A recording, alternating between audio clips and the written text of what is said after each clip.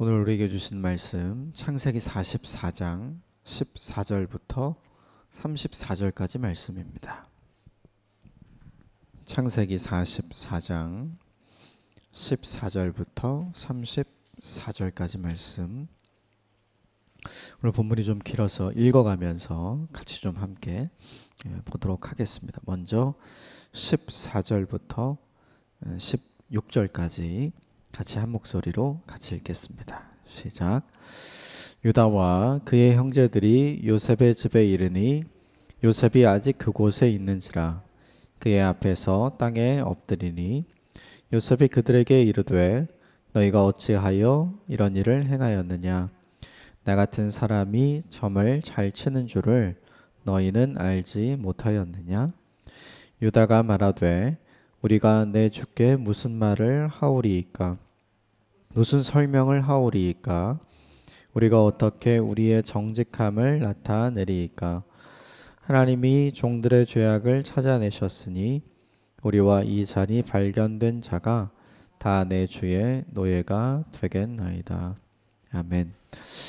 어제 본문에 요셉에게 큰 은혜를 받은 형제들이 요셉에게 당하는 두 번째 시험의 내용이 어제 본문에 있었죠. 그래서 큰 은혜 뒤에 우리에게 오는 시험이 있을 수가 있다. 이 시험의 가장 대표적인 사람이 아브라함이라고 말씀하셨죠. 하나님이 우리가 어떤 믿음을 갖고 있는지, 아브라함이 어떤 믿음을 갖고 있는지, 요셉이 형들이 어떤 마음과 생각을 가지고 있는지 재확인하려는 의도가 있었죠. 형들이 어제 본문의 모습을 보면 잘 하지 못했던 한 가지 모습이 있고 또 잘했던 한 가지 모습이 있었죠. 그들이 잘 하지 못했던 것은 요셉의 이야기를 듣고 충분히 그런 상황을 미리 방지할 수 있었던 기회가 있었죠. 자신을 돌아보는 삶을 살았더라면 그랬을 수 있죠. 그런데 그것을 하지 않죠. 자신을 돌아보지 않기 때문에 결국 자기들에 대해서 착각하는 인생을 살게 되고, 그렇게 착각하는 생각과 또 자신을 생각하는 그 모습을 갖고 있었기 때문에 또 요셉에게 쉽게 말하는 사람이 됐었죠. 그래서 반면교사로 삼아서 자신을 늘 돌아보는 삶을 살고, 그리고 착각하지 않는 인생을 살 때 겸손하고 신중한 하나님의 사람이 될 수 있겠죠. 그리고 세 번째, 요셉의 형들이 잘한 것 하나 있었어요. 그것은 무엇이냐면 위기를 형들은 모면할 수 있었죠. 요셉의 청지기가 이야기한 것처럼 은잔이 발견된 사람만 남고 나머지는 갈 수 있었어요. 그런데 형들이 다 가지 않죠. 위기를 함께 맞닥뜨리고 위기를 함께 직면하는 선택을 하죠. 이것은 너무나 잘한 선택이었어요. 그리고 우리가 읽은 것처럼 이제 방금 본문의 내용이 우리에게 알려주는 것은 그렇게 다 돌아온 형들이 요셉의 질책을 받게 되고, 16절에 유다가 그 질책에 대해서 두 가지 이야기를 하게 되는데, 첫 번째는 변명을 하지 않겠다는 거죠. 우리가 무슨 말을 할 수 있겠습니까? 라고 이야기를 하면서 우리가 이것에 대해서 가타부타 변명을 하지 않겠다고 이야기하고, 두 번째는 뭐냐면 우리들이 말한 대로 모두 종이 되겠다, 이렇게 이야기하죠. 요셉과 청지기는 한 사람만 종이 되면 된다, 베냐민만 종이 되면 된다고 했는데, 그들이 어제 자랑스럽게 우리는 그런 사람이 아닙니다 라고 이야기하면서 만약에 발견되면 우리가 모두 종이 되겠습니다 라고 이야기를 했었죠. 그렇게 우리가 말한 대로 하겠다, 이렇게 이야기를 합니다. 이 유다의 변명하지 않고 그리고 자기의 말에 약속을 주고 책임지는 모습이 유다에게서 나온 이유, 형들에게서 나온 이유가 뭐냐 하면 16절 본문에 하나님이 종들의 죄악을 찾아내셨다라고 이들이 고백하는 거죠. 즉 자신들에게 생긴 그 일을 누구와 연결 짓냐 하면 하나님과 연결 짓는 거죠. 흔히 이럴 수 있어요. 재수가 없어서 그런 일이 생겼구나라고 생각하게 되는 때가 있잖아요. 그런데 이 형들은 어떻게 했냐면 그 일들을 우연히 내가 운이 없어서 맞닥뜨리고 내게 생겨난 일이라고 판단하지 않았고 이 모든 일이 하나님께서 우리에게 행하시는 일이다라고 연결짓고 있는 거죠. 즉 형들과 유다의 믿음의 고백을 보면 하나님에 대한 생각이 그들에게 찾아오기 시작을 하는 거죠. 하나님이 자기 인생과 함께 하고 계시다는 것, 그래서 하나님이 이 모든 일을 계획하시고 하나님께서 이 모든 일을 자신들에게 허락하셨다는 것을 지금 깨달아 가고 있죠. 즉 형들과 유다에게 생긴 큰 변화입니다. 오늘 이후의 본문은 자기 인생과 하나님을 연결하는 사람이 이제 어떤 판단과 어떤 결정을 내리는지 보여주죠. 16절 말씀을 통해서 우리에게 한 가지 적용할 것이 있다면 오늘 유다가 적용한 것처럼 내 삶에 일어나는 모든 일이 운이 없어서 혹은 재수가 없어서 생긴 일이 아니라 하나님께서 내게 허락하신 일, 하나님의 뜻과 또 하나님의 계획을 주님께서 이루어 가시기 위해 주님께서 내게 허락하신 일이라는 이 연결 짓는 마음과 생각이 우리로 하여금 새로운 삶의 태도와 관점을 갖게 합니다. 오늘 이 태도와 이 관점이 저와 여러분에게 있었으면 좋겠습니다. 한 문장으로 정리한다면 이렇게 되겠죠. 유다가 고백한 것은 이 일이 일어난 것은 우리에게 우연이 아닙니다. 이런 믿음의 고백이 되겠죠. 오늘 하루를 살아가면서 우리가 경험하게 되고 또 만나게 되는 많은 사람들과 사건들이 있을 터인데 그 모든 것이 우연이 아니라 하나님께서 내게 계획하시고 허락하신 일이라는 믿음의 고백을 하면서 오늘 하루 사시게 되기를 바랍니다. 그 이후에 요셉이 이런 제안을 합니다. 17절 같이 읽겠습니다. 17절 시작. 요셉이 이르되 내가 결코 그리하지 아니하리라.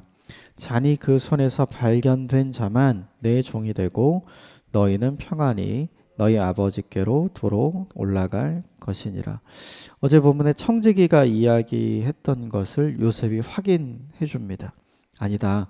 너희가 다 종이 될 필요는 없고 그 은잔이 발견된 베냐민만 종이 되면 된다. 그래서 너희는 편안히 돌아가라. 나는 너희에게 책임을 묻지 않고 베냐민에게만 책임을 묻겠다. 이렇게 이야기하죠. 이게 요셉이 형들이 베냐민을 어떻게 대하는지 볼 수 있는 두 번째 시험의 구체적인 내용이었죠. 이런 시험의 내용들이 우리에게도 찾아오는 것 같아요. 뭐냐 하면 편안한 것을 선택할 것이냐 아니면 필요한 것을 선택할 것이냐. 그 형들의 입장에서 쉬운 선택은 뭐냐 하면 베냐민을 놔두고 그냥 올라가는 게 쉬운 선택이죠. 어려운 선택은 그들 모두가 함께 종이 되는 거예요. 근데 우리는 어떤 일을 선택할 때 무언가 하기 쉬운가 어려운가로 선택하는 경우가 많죠. 그런데 오늘 본문에 이제 이후에 유다와 형들이 선택한 이 선택을 보면 그것이 하기 쉬운가 어려운가로 선택하지 않습니다. 그 일이 자신들에게 필요한가 필요하지 않은가. 하나님은 우리에게 무엇을 원하시는가? 즉 하나님의 입장에서 자신들에게 필요한 것이 무엇인가를 곰곰이 생각하고 이 일을 하는 거죠.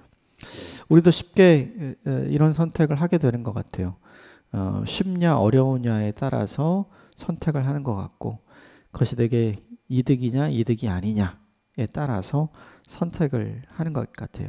그런데 하나님의 선택 기준, 하나님의 사람의 선택 기준, 자기 인생에 일어난 모든 일을 하나님과 연결짓는 믿음을 가진 사람이 선택하는 선택의 기준은 쉬운가 어려운가 혹은 유익인가 불이익이냐 이것이 아니라 그것이 하나님 앞에서 꼭 필요한 일인가 아닌가, 하나님이 원하시는 일인가 원하지 않는 일인가, 이 기준으로 선택을 하는 거죠.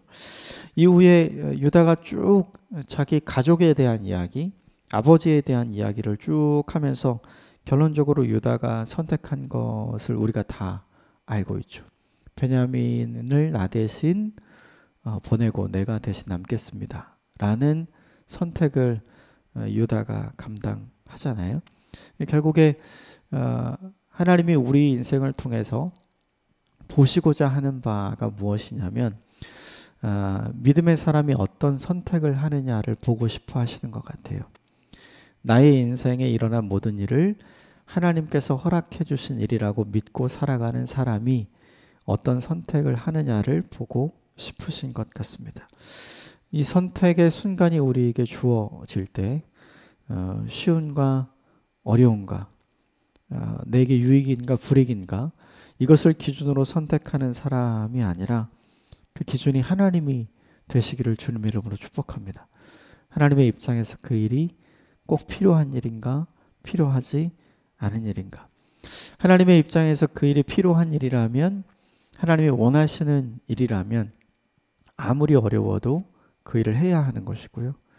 또 하나님의 입장에서 그 일이 필요하지 않는 일이라면, 하나님이 원하시지 않는 일이라면 아무리 하기 쉬운 일이라도 하면 안 되는 것이 믿음의 사람의 선택인 줄 믿습니다. 이 선택의 기준이 저와 여러분 모두에게 있는 하루가 되기를 주님의 이름으로 축복합니다. 18절부터 마지막 절까지 이제 유다가 쭉 자기 가족에 대한 이야기를 하는데, 하나님과 자기 자신을 연결짓는 사람이 어떤 선택을 하게 되는가 오늘 본문이 보여줍니다. 또 두 부분만 좀 같이 보도록 하겠습니다. 26절부터 31절까지 말씀입니다. 26절부터 31절 같이 읽겠습니다. 시작. 우리가 이르되 우리가 내려갈 수 없나이다. 우리 막내 아우가 함께 가면 내려가려니와 막내 아우가 우리와 함께 가지 아니하면 그 사람의 얼굴을 볼 수 없음이니이다.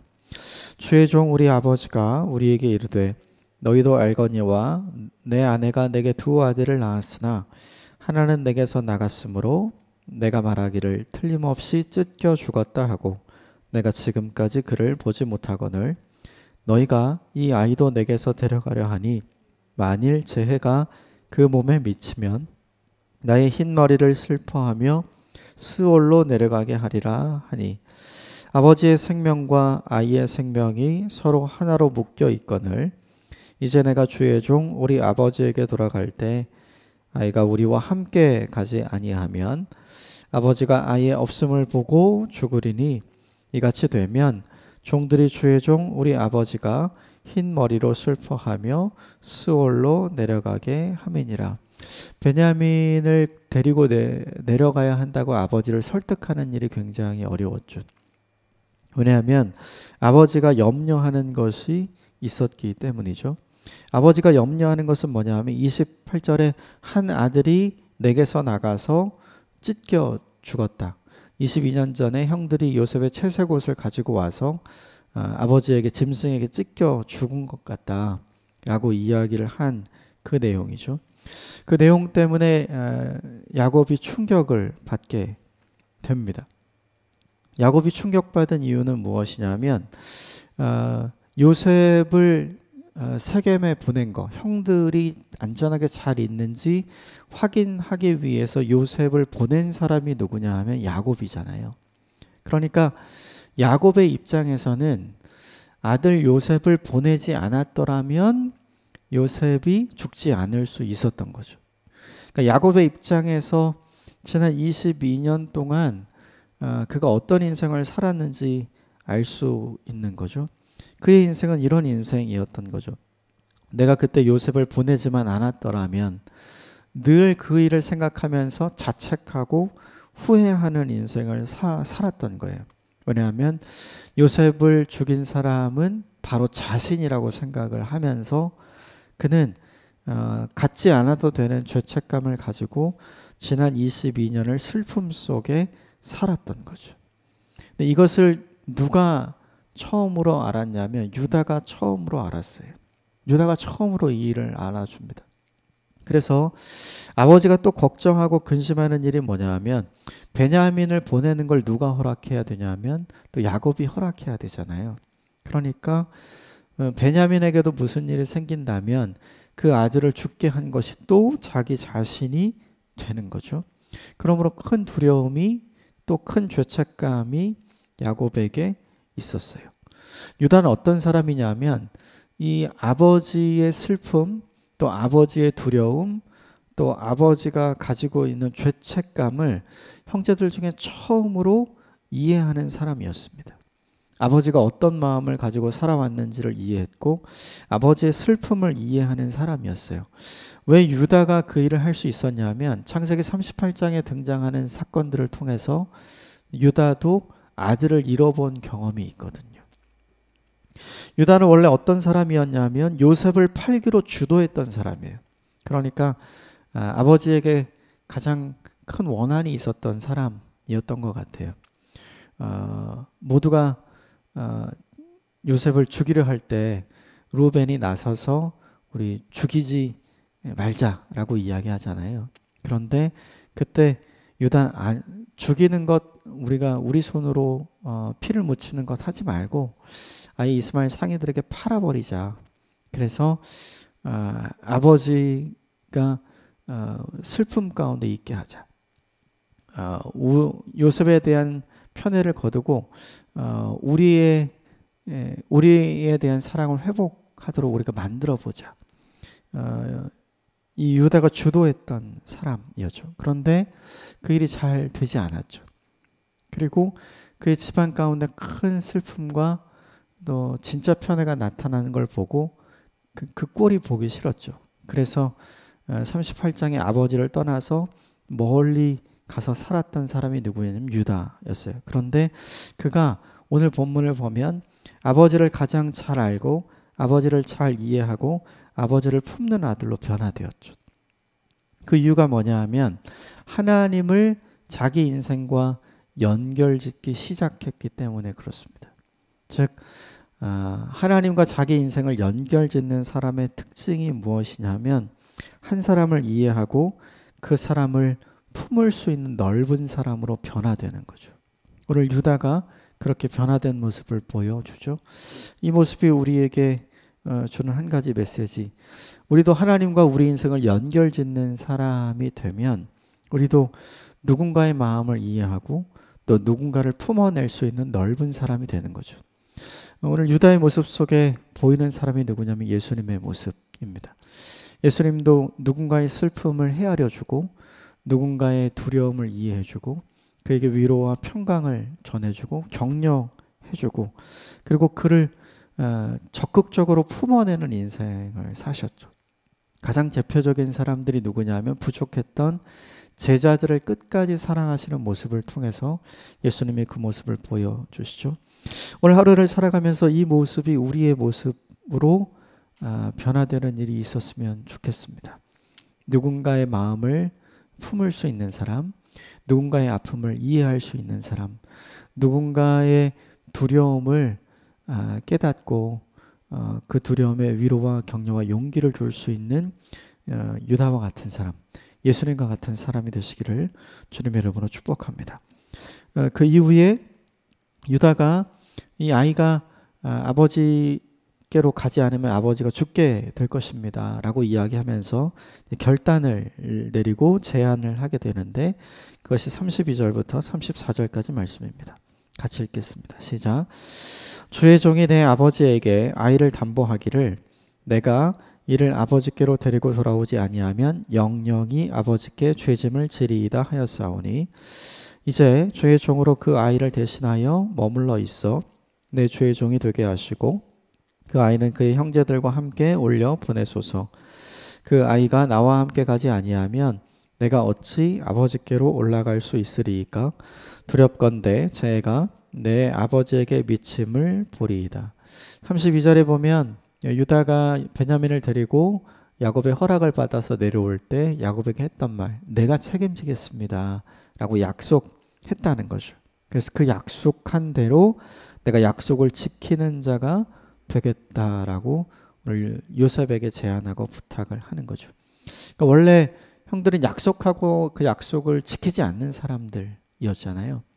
그런데 오늘 유다의 모습을 보면 그것이 완전히 변화된 유다의 모습을 보게 됩니다. 자신과 하나님을 연결짓는 사람이 갖게 되는 특징, 약속한 것을 지키려고 하는 하나님의 사람으로 바뀌게 되는 거죠. 그래서 그가 선택했던 것이 뭐냐 하면 33절에 내가 대신 종이 되고 베냐민은 올라가게 해달라. 즉 유다는 자기 희생을 선택합니다. 내가 대신 남아서 베냐민의 죄값을 치르겠습니다. 그러니 베냐민은 살려주십시오. 베냐민을 살려내는 길이 내 아버지를 살려내는 길입니다. 이 유다가 아버지를 한 번 죽인 경험이 22년 전에 있잖아요. 요셉 사건을 통해서. 더 이상 그 일을 유다가 하기를 원하지 않는 거죠. 이 본문의 유다의 모습을 보면 아버지의 마음이 어떤지를 이해하고 아버지의 인생이 어떤지를 이해하니까 유다가 그 아버지를 품게 되고 또 베냐민을 품게 되는 일들이 일어나게 되는 거죠. 이걸 가만히 보면 유다가 이 집안에 진짜 평화를 만드는 사람이 되었습니다. 진짜 평화를, 진짜 평안을 야곱의 가문 안에 만드는 사람이 누구냐 하면 유다인 거죠. 그 방법이 뭐냐 하면 자기 희생인 거죠. 쉬운 말로 이야기하자면 유다는 그의 가정에 십자가를 제대로 세운 사람인 거죠. 그래서 유다가 세운 이 자기 십자가, 자기 희생을 통해서 아버지와 형제들의 관계가 회복되기 시작을 하고 오늘 이 이야기를 들었던 모든 형제들이 감동받게 되고 그리고 이들을 시험하고 있었던 요셉의 마음이 다 풀어지게 되는 역사가 있게 되었죠. 결국에 자기 희생을 할 수 있는 사람이 누구인가? 자기 인생을 하나님과 연결짓는 사람입니다. 그래서 누군가의 마음을 헤아리는 사람, 그리고 위기를 나만 모면하고 또 나만 아니면 돼라고 생각하는 것이 아니라 함께 직면해서 함께 살아내려고 하는 사람. 그래서 내가 희생이 되더라도 누군가를 살려내기를 원하는 사람. 그 사람을 통해서 하나님께서는 그 가정에 십자가를 세워 주시는 것 같고 그 십자가를 통해서 우리가 다 알고 있는 십자가가 있었기 때문에 부활이 있었잖아요. 결국 유다의 자기 희생이 있었기 때문에 결국 모두가 함께 살아나는 역사가 일어나게 된 것이죠. 오늘 이 유다의 두 번째 잘한 일을 본받고 싶습니다. 자기 희생하는 일은 쉽지 않습니다. 그러나 이 말씀을 기억하면 좋겠습니다. 한 알의 밀알이 죽으면 많은 열매가 맺혀질 수 있습니다.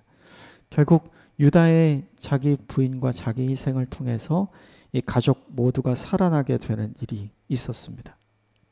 우리가 희생하는 선택을 감당하면 하나님께서 그 우리의 선택을 통해서 누군가를 아름답게 살려내는 일을 하시게 될 줄 믿습니다. 이 일이 저와 여러분 모두에게 있게 되기를 주님의 이름으로 축복합니다. 오늘 세 가지를 잊지 않고 기억하셨으면 좋겠습니다. 하나님과 자기 인생을 연결짓는 사람의 선택이 어떤가? 그는 쉬운가 어려운가로 선택하지 않는다. 또 이득인가 이득이 아닌가로 선택하지 않는다.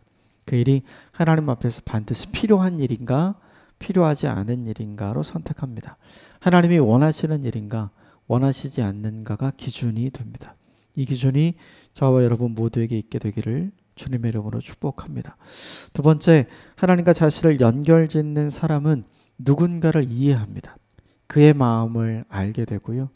또 그의 연약함을 품게 됩니다. 그래서 오늘 유다가 아버지의 슬픔을 알았고 아버지의 두려움을 알았고 아버지의 연약함을 알았습니다. 그래서 오늘 그를 품는 선택을 하게 되는 것이죠. 이 선택이 저와 여러분 모두에게 있게 되기를 바랍니다. 마지막 세 번째, 모두를 살리기 위해서 유다가 했던 것, 그것은 무엇이냐면 자기 희생의 선택이었습니다. 이 자기 희생의 선택을 통해서 모두가 살아나게 됩니다. 이 자기 희생의 선택을 감당하는 저와 여러분이 되셨으면 좋겠습니다. 기도하겠습니다.